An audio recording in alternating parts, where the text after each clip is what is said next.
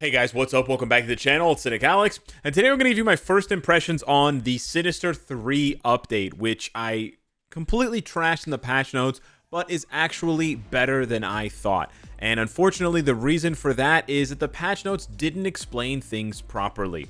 I know that some people are going to look at this and be like, Alex, you're just an outrage farmer. You know, 1 minute you're praising the devs and you're loving the game and everything's hype, and then the next minute you're shitting on them and yada yada yada. And I won't lie, you know, rage and hype, they do sell the videos and they do push views up, and views equal more AdSense and more revenue for me so that I can continue doing this hobby that I love as a job, as a full-time job.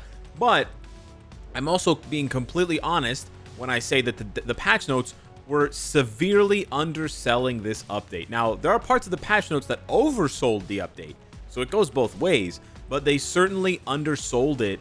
And in some ways, the good outweighs the bad. In other ways, the bad outweighs the good. Now, is this update by, any stretch of the imagination amazing? No. I think this is still a more or less a run-of-the-mill update. On the one hand, it has some really good quality of life changes. On the other hand, we question why those quality of life changes took so long. And we still haven't seen any legitimate content since Jean Grey World Boss Legend, which for a lot of players is just not that interesting. So really, we go back even further to ABX and ABL upgrades for the last major, meaningful content update. But anyways, that aside, okay, covering all that aside, let's get into what is really good about this update. I'm basically going to split the video into two parts: what's really good, and then what is bad / not so good. So all three of the uniforms look really good aesthetically, and all three of the uniforms have really nice skill animations. That is not, whoops, wrong uniform. That is not a commentary on how effective these uniforms are, so just keep that in mind. I'm not talking about how strong the uniforms are. I'm just talking about how they look. I'm talking about how the animations look, right? We have new animations, we have new skills.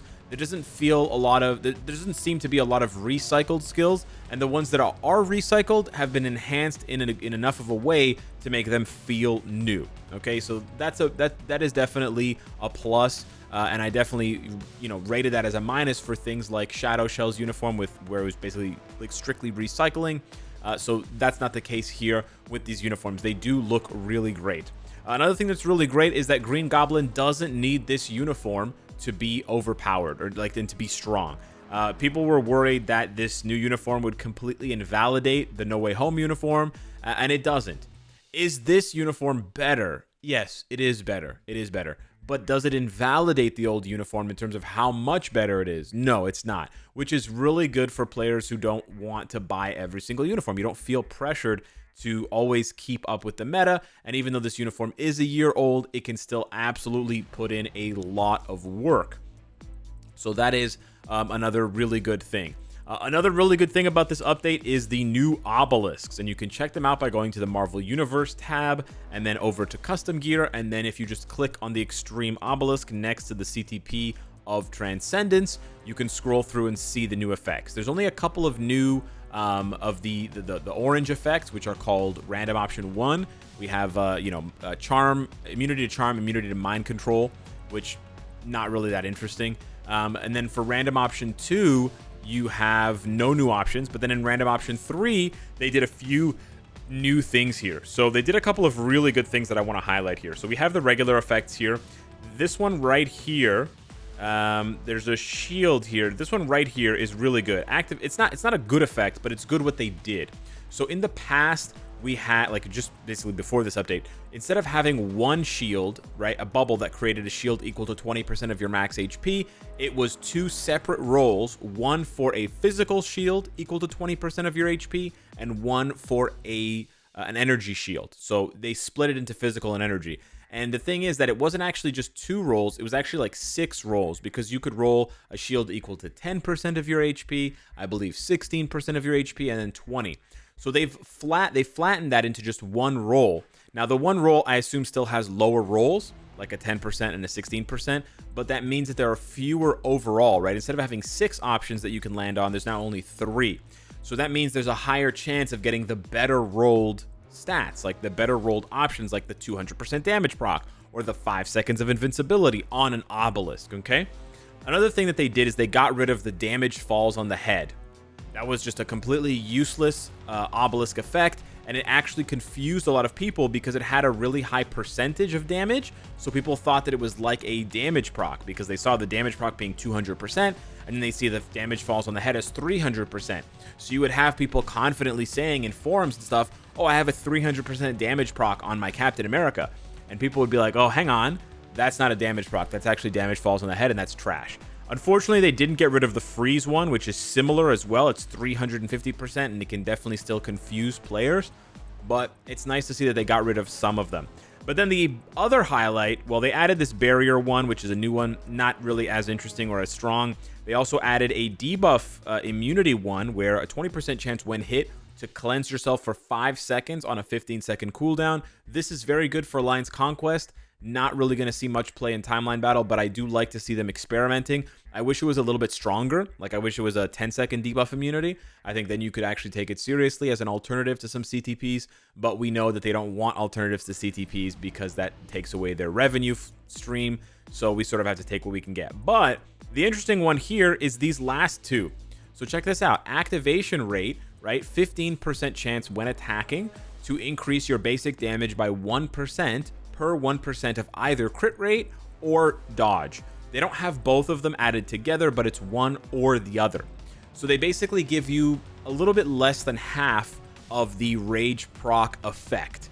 So you have like a mini rage, you can call it an anger proc on the Obelisk now, which is amazing. This is basically giving players the opportunity to play with characters like Venom, like Doctor Strange, etc., who don't make use of a judgment and struggle to make use of a proc Obelisk or a CTP of energy or a CTP of destruction. Now, technically you can play any character with a proc, that, you know, we all know that, but it can be very, very annoying.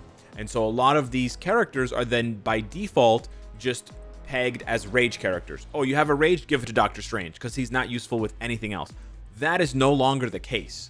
Now you have this option. I don't want to get into too much more detail about it, but I do think it's very, very good change. I'll make another video highlighting it and testing it out for you guys, but I think this opens up the freedom for players to use these rather than you know, having to hope and pray that they get so many rage. It's basically going to lessen the amount of pressure on players to get CTPs of rage from, you know, random chests, monthly logins, etc. So I think that's a really good change. And again, this was not advertised in the patch notes.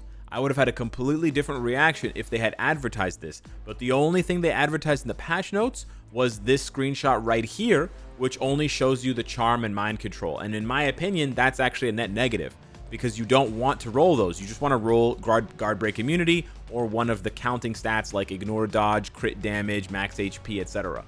So yeah, they really undersold this effect, and it's kind of dumb that they did that. But yeah, it is what it is. The next thing that's good about the update is the skill combo guide. I know I memed on this one, but I was genuinely wrong about it. I'm going to move the camera over so I can show you. You press practice combo, and then it sends you into this separate screen where you have to press the effects on a specific timer, and you actually have to be pretty accurate with your timing. And I like that because it teaches players that it teaches players the reality of playing Marvel Future Fight, right? The reality of playing Marvel Future Fight is that it is pretty technically challenging, and it can be pretty demanding in terms of your precision with these skill effects. And the difference between canceling a skill 0.5 seconds faster or 0.5 seconds slower, so that's half a second, is meaningful for some characters. Not for all characters, but for some characters it is absolutely meaningful. And so illustrating that and giving players an actual realistic, you know, a realistic go of things is important, right? Because it doesn't set players up for false expectations, right? It doesn't make the game seem a lot easier than it is. See there, they highlight that you actually have to wait. This is really good. This is really good rotation. It's not 100% correct because you should also splash in the second skill after 4 before 3, or actually after 5 before 4. Before 3. The last big thing that's really good about this update that I wanted to highlight that again wasn't properly mentioned in the patch notes is the massive changes to the World Boss Legend unlock pattern. So before this update, you not only had to unlock these different world bosses, Scarlet Witch, Apocalypse, Quicksilver, and Cable, but you also had to build them up and battle against them dozens of times, right? One of the missions, one of the quests, I think, to unlock, Scarlet Witch or unlock Apocalypse was to beat Quicksilver World Boss 70 times. Or it was something like beat Cable 70 times with Quicksilver. It was something crazy like that. Like, just way too many runs of World Boss Ultimate. A massive waste of time for newer players, and something that I honestly would have suggested players skip with crystals because it's just absurd. But they've changed it. They've completely removed those absolutely dog shit challenges in favor of much better ones. So now you only have to reach 3 stars with Scarlet Witch rather than, I believe, 6 stars in order to unlock Apocalypse. That's huge. That's going to save players a ton of time, a ton of resources, gold, BAM, etc. Not that Scarlet Witch is not worth building up, but if you're just trying to rush to World Boss Legend as fast as possible, and if you're not interested in pushing ABX and ABL where she's mostly used, this is a really, really good change. And it's not just changed for Apocalypse, it's changed for other bosses as well. You only need to reach a 3-star mastery with Cable in order to unlock Scarlet Witch. So big shout out to, I think, JJSO or JJAO for providing me with these screenshots. But yeah, they changed this. It's really, really good. It's much, much easier now. And yeah, you only have to reach 4-star with Cable and Quicksilver and 3-star with Scarlet Witch to unlock Cable, to unlock Apocalypse. Major, major, major win here. This is going to make it a lot easier for players to get into World Boss Legend, which is the goal for players to do who are coming, new to the game or returning to the game. So this is absolutely fantastic. Last but not least, for something that's good about this update is the new sale. It's kind of cringe to talk about new sales in an update video, but I do want to be as thorough as possible. It's under daily perks. I don't know why it's under daily perks, but hey, it is. And it's called the Shield Level Upgrade Mission. And without getting into too much detail, I just want to say that the first 2 steps are very good value for your dollar. Only if you were planning to spend money anyways. So normally for $14, I get about 11 or 1200 crystals, and that's it. I don't really get much else. But this one, as you can see, you get much more than that, right? You get like 13 or 1400 crystals, and you also get a bunch of other stuff. And then same thing goes for here. For $40, I usually get about 34 to 3700 crystals. Here, I get more than that, or the same, right? I get 37, and then I also get some extra stuff as well. The last step, I think it's still good. I don't think it's as good as the first 2 steps, and it's also more expensive. But yeah, that's just for players who are going to spend, which also leads me into the first bad thing. So they've updated the first purchase item reward from a tier 2 selector to a tier 3 selector. That seems good at face value because, hey, tier 3 is better than tier 2. But when you investigate, and you actually can't investigate, but when you investigate through the patch notes, there's only 4 characters available from this tier 3 selector: Iron Man, Captain America, Thor, and Spider-Man. And Captain America and Iron Man, you already get upgraded to tier 2 through the story mode. And then Spider-Man and Thor, you already get at 6 stars from the legendary battle. So it's actually one of the shittiest it's actually almost the shittiest version of a quote unquote free tier 3 selector that they could have given us, right? The tier 3 selector they're going to give us for the 8-year anniversary is like 10 times better than this. So I think it's really stupid. I think they should have added a couple more characters. Like if they just added Black Widow and Loki, that would have been fine. But the fact they chose so few characters, and the fact that they chose characters that overlap so much with other content where you get them already at a high level, means that you're not actually getting much value. And then of course, if you have all those characters tier 3, you just get like 300 bios. So yeah, really not worth it unless you're a brand new player or you're a very low spender who for some reason never got one of those characters tier 3, but it's highly, highly unlikely. So yeah, I'm not really, it's basically just for new players and sort of new whales. So that's the first bad thing about this update, but not the worst thing about this update. The worst thing about this update is probably the uniform options. They are hilariously bad, and I don't know why they did this. They're so bad, it's nauseating how bad the uniform options are. So take a look at Dr. Octopus, who may have the worst uniform options ever in Marvel Future Fight. And I actually encourage you, if you know a character who you think has worse uniform options than Dr. Octopus, comment it down below, because I honestly think this guy takes the cake. Look at this shit. Infinity War Scarlet Witch. This is a 5-year-old uniform, okay? And it's a native tier 2 uniform as well. Then Rogue, which is a 2019 uniform, okay? Still very old. Then Yelena, which is a premium character. then Agent Venom, who's another premium character, then Invisible Woman, who is a Crystal Wall character. Absolute dog shit optionals. And for those of you keeping track at home, we have 2018, 2019, 2020, 2021, and then 2022. So not only did they give him the worst optionals ever, but they also memed on us by giving us one optional from each year, and they thought we wouldn't realize it. Clearly, whoever chose these optionals hates Dr. Octopus, like with a passion, and for whatever reason, their decision was not vetted by someone higher up in the company to realize, or whatever higher up in the game development, to realize that they just literally, like, they could have chose that, like, you could choose 5 worse ones than this, but this is pretty close. And it's pretty egregious that they went through and chose one from each year. Like, it's pretty insane, you know? So yeah. And then Green Goblin's optionals are honestly not much better. Not much better. You have Endgame Captain Marvel, Thena's very expensive, Spider-Man is good, Cyclops modern, and Thanos Obsidian King. Okay, honestly, that one's probably the best one of the 3. Kraven is the other one that is just absolutely abysmal. Look at this. Hawkeye, which is okay. Green Goblin No Way Home. Hilarious, right? Crescent, Angel, and then Proxima Infinity War. That's another 5-year-old uniform. Like, they're taking the piss with some of these options, bro. Absolutely mental. And then that leads me to the next thing that's bad about this update. Kraven is dog shit. He's god-awful. His damage is a hilarious joke. It's like, no, it's not even close. It's not even close to close. He's a support, and that's it. He's a support, and he's a meme. We'll leave the meme for later when I do his review. He does have one thing that he can do very well, like no other character, which is funny. But other than that, his offense is horrendous. Absolutely horrendous. And then the last thing here is the coupon code. Where is it? There's no coupon code for this update. A very bizarre thing to have in the game, or to not have in the game, I should say, for a major update. But yeah, they completely forgot about the coupon code this time. I know we meme about the coupon code because it's just a random 5-star hero chest, but it still feels really weird and petty to remove it, because as much as a lot of players don't necessarily get hype for it, it's still nice to have. The other thing I wanted to mention for something that's bad about the update, quote unquote, is that Dr. Octopus's tier 4 looks shit.